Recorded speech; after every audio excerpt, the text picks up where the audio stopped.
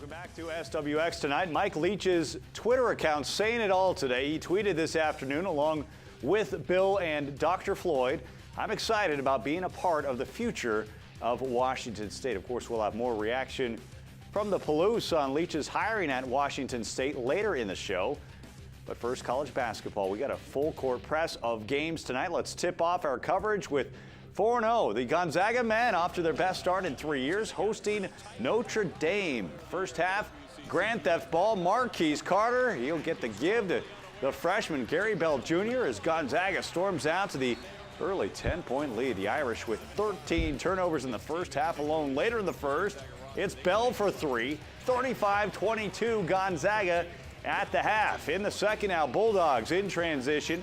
Robert Sacre, two hands, 2 points. He had 15 on the night. Gonzaga up by 13. And the other freshman sensation, Kevin Pangos, reaches double figures for a fourth time in 5 games this season. Gonzaga wins big tonight, 73-53.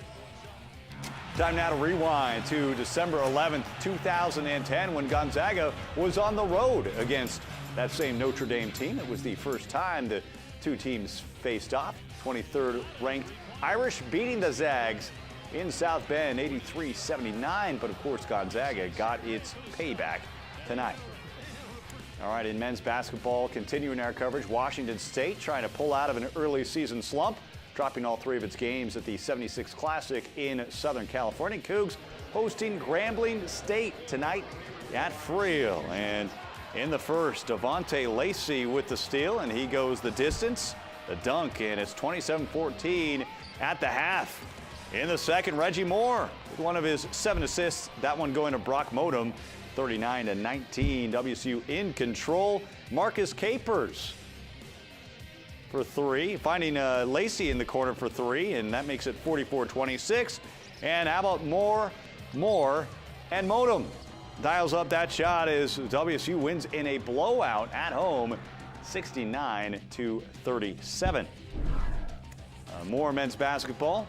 Jim Hayford and Eastern Washington hitting the road in Moscow against Idaho. And in the first, it's Jeffrey Forbes for 3. Eagles have the 5-point lead. Forbes with 9 on the night. Later in the first, Kyle Barone with the jam and 1. Idaho down 6. Eagles tough to stop from 3-point range. Colin Chiverton with the 3. He had 9. It's a 10-point lead. Eagles getting 13 3-pointers on the night. Jordan Hickert had 4 of them. Eastern wins by the final of 73-66. The Gonzaga women test the waters of the Pac-12 this week with games against Washington State and USC. First up for the 24th ranked Bulldogs tonight, it was the Cougars at Frio Court in Pullman. Bulldogs, and it was kind of back and forth. There's a 3-pointer from the corner. Gonzaga looking good early on, trying to pour onto that lead, but Washington State would hang around, get an answer, 3-pointer. And Kelly Graves and company may be in trouble in this one. Remember that Elite 8 run a year ago? Maybe not so good tonight. Well, Gonzaga would hold on and win this one by 2, 71-69 the final. One other local game tonight, Idaho and Washington, the women. The Huskies rolling tonight on the road in Moscow, 66-49 the final from that one. And speaking of hockey, in the WHL tonight, Chiefs snapping a 3-game skid at Red Deer, winning that one 5-2. And the Ams lose at Kelowna 6-2. They're still 2 points ahead of the idle Portland Winterhawks for the U.S. Division lead. Moving forward on SWX Tonight, Bill Kelly will have the weather forecast for tomorrow's Seahawks game at the Clink. And part 2 of Greg Heister's one-on-one interview with Gonzaga guard Gary Bell Jr. It's all coming up on SWX Tonight.